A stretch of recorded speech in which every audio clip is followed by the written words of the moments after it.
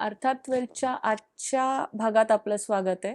अर्थात वेल्थ एरवी आपल्याकडे फायनान्शियल लिटरसी सिरीज म्हणून आपल्याकडे बघितलं जातं, पण आज आपण जरा थोडासा वेगळा भाग त्यामध्ये घेऊन येणार आहोत आणि एक सोशल कॉज म्हणून आपली एक रिस्पॉन्सिबिलिटी येते. तर त्यासाठी आपण आज किरण भोलाणे सर जे आपल्याला लाभलेले मान्यवर आहेत त्यांच्यासोबत एका 15 मिनिटाच्या डिस्कशनमध्ये कॅन्सर कव्हर जी LIC ऑफ इंडियाने आणलेली आहे त्या पॉलिसीबद्दल आपण चर्चा करणार आहोत. कारण पैसा हाच कायम आपल्यासाठी महत्त्वाचा असेलच असं नाहीये, पण त्याच्या व्यतिरिक्त अजून कोणत्या गोष्टी आपल्यासाठी महत्त्वाच्या आहेत. तर ह्या एपिसोडमध्ये आपण त्या ठिकाणी कॅन्सर कव्हर ह्या पॉलिसीवर डिस्कशन करणार आहोत. किरण सर, आपलं स्वागत आहे आपल्या शोमध्ये. आणि कॅन्सर कव्हर ही LICने आणलेली जी पॉलिसी आहे की जी 2-3 वर्षापासून आम्ही ऐकतोय आणि आज LIC डे पण आहे. तर आपण आज कॅन्सर कव्हर या पॉलिसीवर जरा एक प्रकाश टाकणार आहोत. तर नेमकी कॅन्सर कव्हर ही पॉलिसी काय आहे आणि कोणासाठी आहे?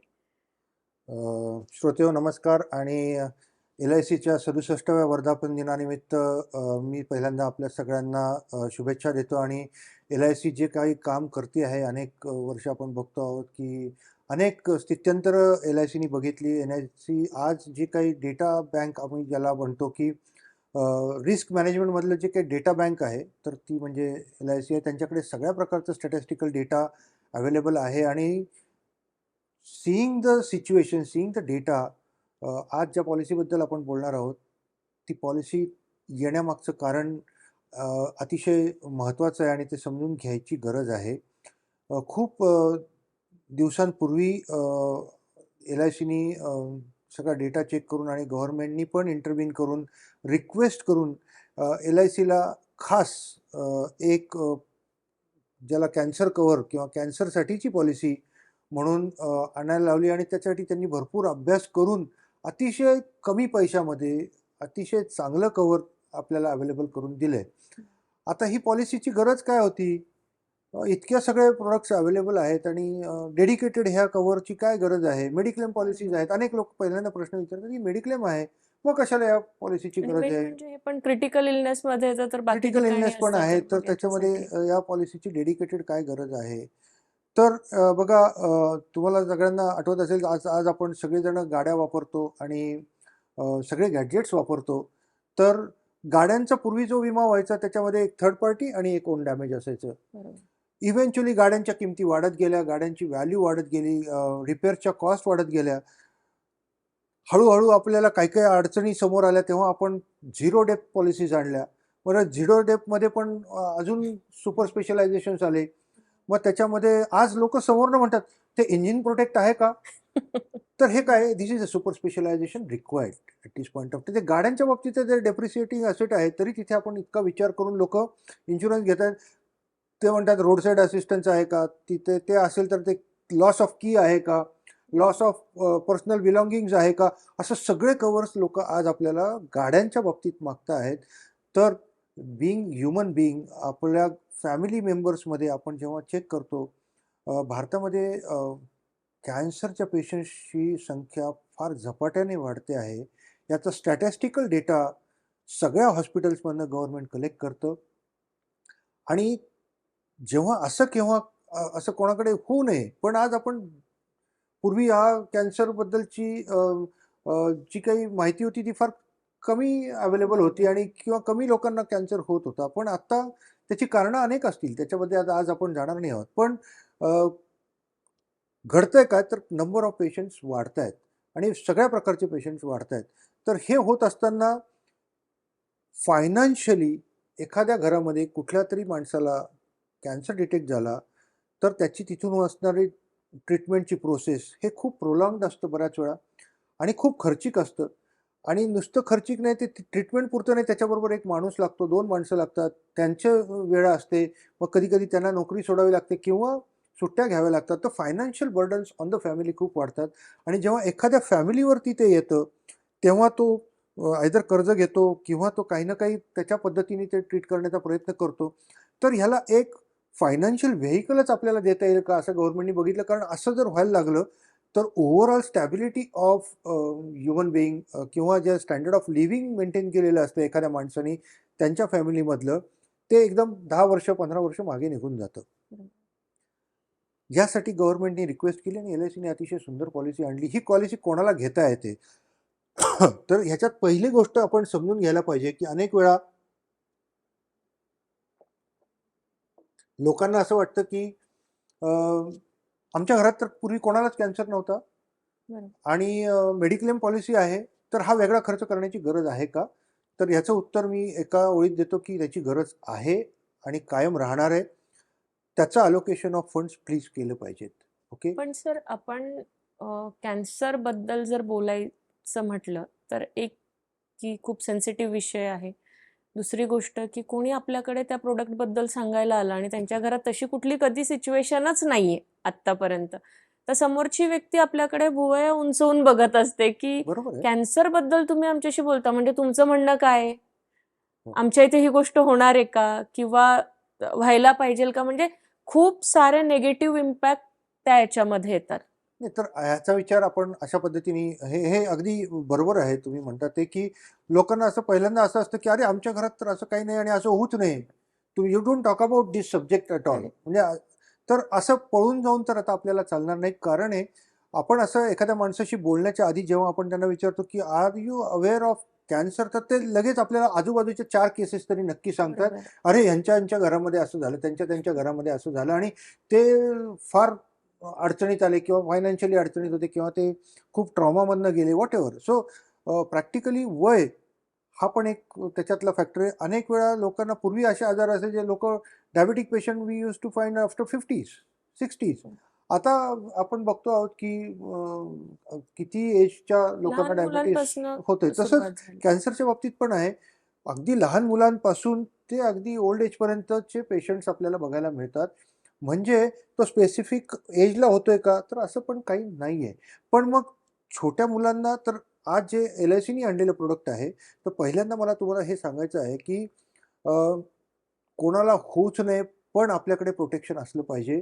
मी अनेक वेळा याच्यामध्ये एक उदाहरण नेहमी देतो की तुम्ही गाड्यांमध्ये बसता तेव्हा सीट बेल्ट ड्रायव्हरला लावायला लावता. आता आपल्याला कंपल्सरी करावं लागतं, शेजारच्यालाही लावा. बरोबर. आता मागचंही लोकांना कंपल्शन होणार आहे.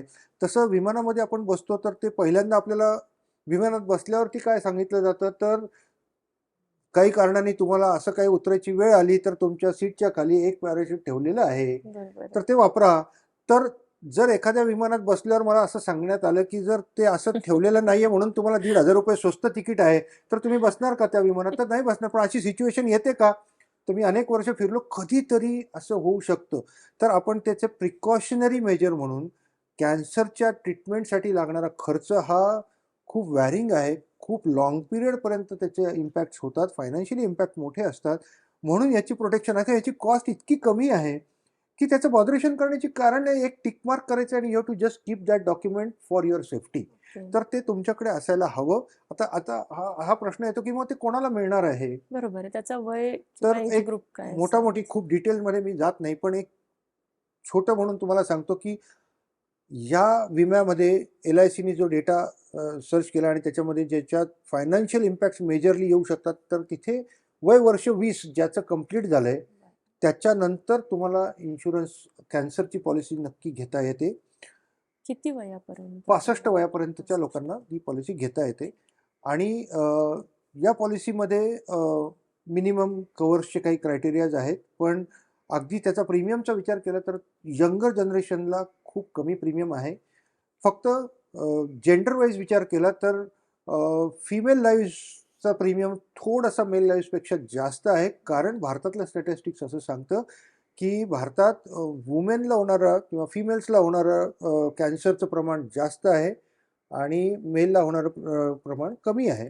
म्हणून प्रीमियममध्ये थोडासा डिफरन्स आहे. पण तोही डिफरन्सचा जर विचार नाही करायचा ठरवला तर ॲव्हरेज आउट केलं तर प्रीमियम खूप कमी आहे. Not even a cup of T per day. So त्याचा विचार करून एक चांगलं कव्हर तुम्हाला घेता येतं. मेडिक्लेममध्ये आणि या कव्हरमध्ये काय फरक आहे?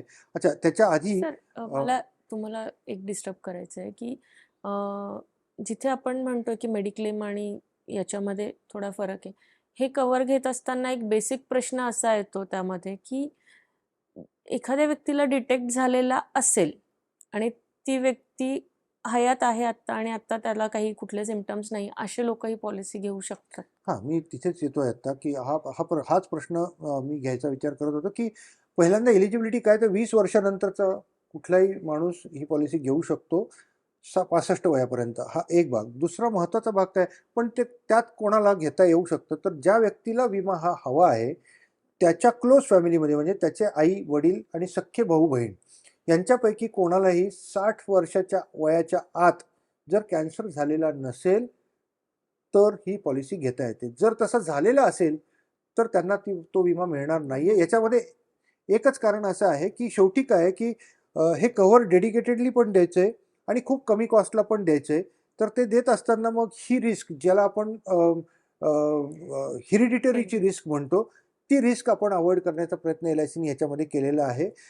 पण अशा केसमध्ये समजा एखादं कपल आहे, तर हसबंडच्या वडिलांना 60च्या आतच समजा कॅन्सर झाला होता, तर हसबंडला मिळणार नाही.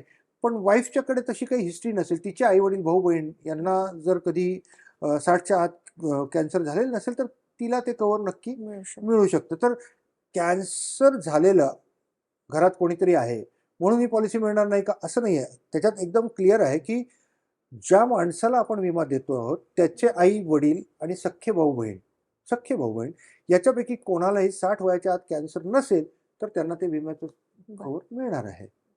सर, ह्या पॉलिसीमधले बेनिफिट्स काय काय असू शकतात? जसं आता मेडिक्लेममध्ये नो क्लेम बोनस असतो किंवा आता मेडिक्लेम जो आहे, जर एखाद्याला डिटेक्ट झाला तर तो डिस्कंटिन्यू करता येत नाही, तुम्हाला ती पॉलिसी रिन्यू करायलाच लागते. तर याच्यामध्ये तसं काय, की जर डिटेक्ट झाला, पॉलिसी घेतलेली असेल, तर कव्हर कितीपासनं कितीपर्यंत आपण घेऊ शकतो आणि पॉलिसीचे बेनिफिट्स कसे असू शकतात आता ही त्यामध्ये? पॉलिसी एल-आय-सीकडे जी अवेलेबल आहे, ती 10 लाखापासून ते 50 लाखापर्यंतचं कव्हर आहे. बरं. पहिल्यांदा मेडिक्लेम आणि या पॉलिसीमध्ये फरक काय आहे? तर ही पॉलिसी तुम्ही ज्या एजला पॉलिसी घेता, त्या एजला जो प्रीमियम तुम्हाला लागला, तो कायम तुमची पॉलिसी चालू आहे तोपर्यंत लागतो. सो याला लेव्हल प्रीमियम म्हणतात. हा पहिला भाग आहे. मेडिक्लेमचं कॉन्ट्रॅक्ट हे 1 वर्षाचं किंवा 2 वर्षाचं, काही ठिकाणी 3 वर्षाचं कॉन्ट्रॅक्ट करतात आता लमसम. पण normally it is a short period of contract. हे लाँग पिरियड ऑफ कॉन्ट्रॅक्ट आहे. याच्यात प्रीमियम बदलत नाही. मेडिक्लेममध्ये प्रीमियम बदलतात. ओके. इथे पोर्टेबिलिटी नाही. हे लाईफ इन्शुरन्समधलं प्रोडक्ट असल्यामुळे इथे पोर्टेबिलिटी नाही आहे तुम्हाला. ते जनरल इन्शुरन्समध्ये तुम्हाला पोर्टेबिलिटी मिळते. पण या कव्हरमध्ये जसं तुम्ही म्हणालात, की नो क्लेम बोनस तुम्हाला त्या पॉलिसीमध्ये मिळतो, तसं इथे नाही. पण इथे काही वेगळे अतिशय युनिक बेनिफिट्स या पॉलिसीमध्ये दिलेले आहेत.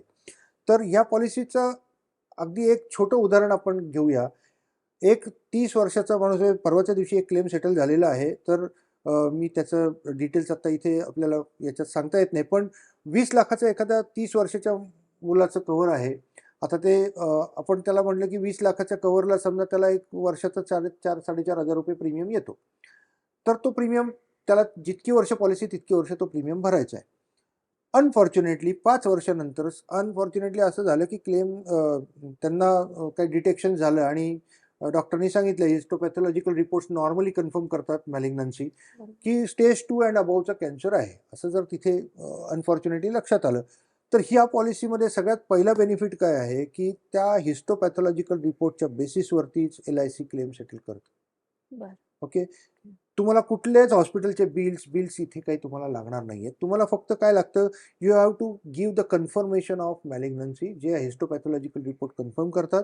ते दिलं की क्लेममध्ये काय आहे, की पहिल्यांदा त्या पॉलिसीमध्ये क्लेम काय आहे, की 20 लाखाची पॉलिसी आहे. 20 लाख पूर्ण अमाउंट विदाऊट एनी टॅक्स त्या पॉलिसी होल्डरच्या अकाउंटला जाते आणि त्याच्यावरती एल-आय-सी तुम्हाला कुठलेही प्रश्न न विचारता ते पैसे तुम्ही वापरू शकता. Second stage of cancer above. आल्यानंतर त्याच्या पुढे. त्याच्या आधीचं पण मी तुम्हाला एक्सप्लेन करतो, की काय आहे. सो स्टेज 2 अँड अबव्हच्या केसमध्ये लमसम 20 लाखाची पॉलिसी 20 लाख पहिल्यांदा दिले. दुसरा महत्त्वाचा बेनिफिट, की तिथून पुढे प्रीमियम भरायचा नाहीये. पॉलिसी चालू राहणार आहे, प्रीमियम भरायचा नाहीये. ओके. तिसरा आणि महत्त्वाचा बेनिफिट, तिथून पुढे त्या फॅमिलीमध्ये 20 लाखाच्या म्हणजे आपण विचार केला, की 1% म्हणजे 20,000 रुपये पर मंथ. म्हणजे 20,000 पर मंथ पुढची 10 वर्ष एल-आय-सी त्या फॅमिलीमध्ये दर महिन्याला पैसे देत राहणार without asking about the patient whether he is there or not. ते पैसे पुढची 10 वर्ष त्या फॅमिलीला नक्की मिळतील. म्हणजे काय, LICने इन्शुअर करायचा काय प्रयत्न केला, की 20 लाखाला 20 लाख लमसम द्यायचे. म्हणजे त्या पेशंटची जी काही काळजी घ्यायची, ज्या कुठल्या पॅथीनी, बऱ्याच वेळा काय असतं मेडिक्लेममध्ये बघा आपल्याला आयुर्वेदिक ट्रीटमेंट घ्यायची तर आपण हे लोक कव्हर देणार नाही आहेत. तुम्हाला होमिओपॅथिक ट्रीटमेंट घ्यायची आहे, नाही. नॅचरोपॅथी घ्यायची आहे, there will be lot of constraints in to बरोबर. ते. पण कॅन्सर पेशंट्सला ह्या सगळ्या वेगळ्या वेगळ्या ची गरज पडू शकते. बरोबर. तुम्हाला फिजिओथेरपिस्टची गरज पडू शकते. तर इथे तुम्ही फ्रीली ते पैसे वापरू शकता. तुम्हाला कुठलेही प्रश्न विचारले जात नाहीत, बरोबर. त्याचे बिल्स मागितले जात नाहीत. तुम्हाला लमसम टॅक्स फ्री 20 लाख रुपये तुमच्या अकाउंटला दिले जातात. दुसरं म्हणजे मग त्याच्याबरोबर तुमचे जे काही आजूबाजूची लोक आहेत, जे तुम्ही त्यांना समजा कुठेतरी ट्रीटमेंटला, आता मी छोट्या खेड्यात राहतो, मला ट्रीटमेंटला पुण्यात यायचं किंवा मुंबईला जायचं, बाहेर राहण्याचा पण खर्च असतो. तो काही मेडिक्लेम पॉलिसी देत नाही, पण ह्या पॉलिसीतनं तुम्ही ते पैसे कसेही त्याप्रमाणे वापरू शकता. सो हा पहिला बेनिफिट फार महत्त्वाचा आहे, की तुम्हाला लमसम पैसे मिळतात. तुम्हाला पुढचा प्रीमियम नाही भरायचा आहे. तिसरं आणि महत्त्वाचं, दर महिन्याला लागणारा 20,000 रुपयाचा खर्च म्हणजे ग्रोसरीची पूर्ण काळजी पुढची 10 वर्ष त्या फॅमिलीची ही पॉलिसी घेते. म्हणून या पॉलिसीला एक वेगळं महत्त्व आहे. आणि सर याच्यामध्ये असं काही आहे का, की आता जसं आपण कॅन्सरच्या स्टेजेस सांगितल्या, की 2 आणि पुढच्या याच्यासाठी तुम्हाला पूर्ण कव्हर जे आहे ते मिळणार. पण यामध्ये कॅन्सर काही कॅटेगरी दिलेली आहे का, की कुठल्या प्रकारचे कॅन्सर कव्हर केले जातील आणि कुठले नाही केले जाणार? कारण काही प्रकार असतात त्यामध्ये. बरोबर. सो याच्यामध्ये मी जसं म्हटलं, की स्टेज 2 अँड अबोव्हच्या केसमध्ये आपण असं सेटलमेंट करतात. स्टेज 2च्या अलीकडे काय होतं, तर आपण काय करतो, की त्याच्या अलीकडे समजा स्टेज 1 मध्येच मला डिटेक्ट झालं. It is good. Probability of getting recovered is more. तर अशा सिच्युएशनमध्ये आपण काय करतो, की 25% ऑफ सम ॲश्युर्ड, म्हणजे माझी 20 लाखाची सम ॲश्युर्ड आहे असं आपण मगाशी म्हणत होतो, तर त्यातले 25% पैसे आपण लमसम त्या फॅमिलीला देऊन टाकणार. पुढची 3 वर्ष प्रीमियम आपण घेत नाही. 3 वर्षांनी आपण पेशंटला विचारतो, आर यू ओके? हेल्दी? तो म्हणतो, हां मी छान आहे, आता माझी तब्येत बरी आहे आणि मी आता कामाला पण जायला लागलो, तर प्लीज देन पुढचे प्रीमियम भरा. परत कंटिन्यू. कधीतरी रिलॅप्स झालं अँड देन आफ्टर दॅट असं लक्षात आलं, की आता स्टेज 2 अँड अबोव्ह आहे, की मग उरलेले 75% मग प्रीमियम थांबणार आहे आणि मग परत जसं आधी सांगितलं त्याप्रमाणे सगळे बेनिफिट्स त्या पॉलिसी होल्डरला मिळतात. आता कुठले कॅन्सर्स याच्यामध्ये कव्हर होतात हे जरा टेक्निकल आहे, पण मोठी ज्याला डेथ रिस्क आपण जास्त आहे असं म्हणतो, हे सगळे कॅन्सर्स ह्याच्यामध्ये पूर्ण कव्हर होतात. फक्त ज्या काही कॅन्सरच्या अशा कॅटेगरीज आहेत ज्याच्यामध्ये माणूस पीसफुली राहू शकतो, जगू शकतो. It is not deadly cancer. काही बेनिन ज्याला आपण म्हणतो, की गाठी असतात, तर तिथे या पॉलिसीचं काही काम नाही, कारण तिथे अशी काही फायनान्शियल डॅमेजेस होत नाहीत. तिथे मेडिक्लेम काम करतं आणि ते होऊन जातं. तर मोठी याच्यात आपल्याला म्हणायचं, की कॅन्सरचे ऑलमोस्ट जे डेडली कॅन्सर आहे, जिथे डेथ रिस्क खूप जास्त आहे, हे सगळे कॅन्सर्स आपण इथे कव्हर करतो. आपलं जसं जनरल इन्शुरन्स किंवा हेल्थ इन्शुरन्समध्ये आपण म्हणतो, की पहिले ह्या पॉलिसीतली सम इन्शुर्ड संपू देत आणि मग दुसरी पॉलिसी आपण ॲक्टिव्ह करूया. तसा काही रूल इथे आहे, की दोघंही क्लेम तुम्ही एका वेळेस काही करू नाही. इथे शकता? पहिली गोष्ट सगळ्यात महत्त्वाची काय आहे, की आम्ही लोकांना अगदी आवर्जून सांगतो, की तुमचा स्वतःचा मेडिक्लेम कंपनीचा असला तरी तुमचा स्वतःचा पण एक इंडिव्हिज्युअल मेडिक्लेम असावा आणि मेडिक्लेम आणि या पॉलिसीचा एकमेकाशी कुठलाही संबंध नाही. दोन्ही पॉलिसीचे क्लेम ॲट वन गो त्यांना मिळणार आहेत. समजा अनफॉर्च्युनेटली एखाद्या माणसाचं मेडिक्लेम पण आहे आणि कॅन्सरची पॉलिसी पण आहे. स्टेज 2 अँड अबोव्हचा कॅन्सर आहे. तो जाऊन समजा काय रेडिएशन्स घेत आहेत किंवा केमोथेरपी घेत आहेत. हॉस्पिटल्सचे bill will be settled by that mediclaim policy आणि आपण लमसम पैसे देतो, त्यामुळे त्याच्यावर त्यांना प्रश्नाचं काही येतच नाही. तुम्ही पाहिजे तसे पैसे वापरू शकता. जे मेडिक्लेममधनं जाणारे पैसे त्या मात्र तिथे त्यांना जे बिल येईल त्याच्या अगेन्स्ट त्यांच्या पॉलिसीचे ज्या काही टर्म्स अँड कंडिशन असतील त्याप्रमाणेच पैसे त्यांना जातात. पण या दोन्ही पॉलिसीचा एकत्र बेनिफिट तो पॉलिसी होल्डर घेऊ शकतो. हे सगळ्यात मेजर पार्ट आहे, की मेडिक्लेम जरी त्यांचा 3 लाख 5 लाख असा काही असला तर दोघंही ठिकाणाचं बेनिफिट मिळून, कारण कॅन्सरची ट्रीटमेंट जी आहे ती तशी पाहिली तर खूप कॉस्टली आहे. हो. आणि त्याच्यामुळे दोघंही पॉलिसीज जर एकत्र आल्यात तर क्लेमची अमाऊंट एक चांगली त्यामधून पण तयार होऊ बघा, आता शकते. एक महत्त्वाचा विषय काय आहे, की याच्यामध्ये जेव्हा आपण म्हणतो, की 50 लाखाची पॉलिसी आज अवेलेबल आहे, ती लिमिट कदाचित इव्हेंच्युअली वाढवतील, पण आत्ता तरी आपण ती रिस्क 50 लाखापर्यंत ठेवलेली आहे. पण 50 लाखाची पॉलिसी जेव्हा कोणीतरी घेतली आणि जेव्हा क्लेमची वेळ येते, 1,05,00,000 पैसे आपण देतो, कारण 50 लाख लमसम 50,000 मंथली पुढची 10 वर्ष. बरोबर. It's a huge amount. So जर आपण विचार केला तर 6 लाख रुपये वर्षाचे होतात, ते 60 लाख अधिक हे 50 लाख. 1,10,00,000 हे त्या फॅमिलीला आपण फ्रीज करतो. मग त्या 50 लाखामध्ये कदाचित त्याला इथनं उठून परदेशात जाऊन जरी ट्रीटमेंट घ्यायची झाली, तरी खूप मोठा फायनान्शियल सपोर्ट त्या माणसाला मिळू शकतो, जे मेडिक्लेममध्ये पॉसिबल नाही. कारण मेडिक्लेम तुम्हाला फक्त भारताच्या ज्युरिडिक्शनमध्येच बरोबर. कव्हर देतं. सो हा बेनिफिट या पॉलिसीमध्ये आहे. नक्कीच सर, खूप छान माहिती दिली आपण कॅन्सर कव्हरबद्दल आणि खूप खूप धन्यवाद की तुम्ही आमच्या चॅनलला आज व्हिजिट पण केलेलं आहे आणि खूप सुंदर माहिती दिलेली आहे. अशीच आपण नवनवीन विषय घेऊन येणार आहोत आपल्या अर्थार्थवेलच्या अर्थवेदमध्ये आणि नक्कीच सरांसोबत आपण पुढच्या एपिसोडमध्ये पुन्हा कनेक्ट राहणार आहोत. तर आजसाठी खूप खूप धन्यवाद. Thank you so much. धन्यवाद.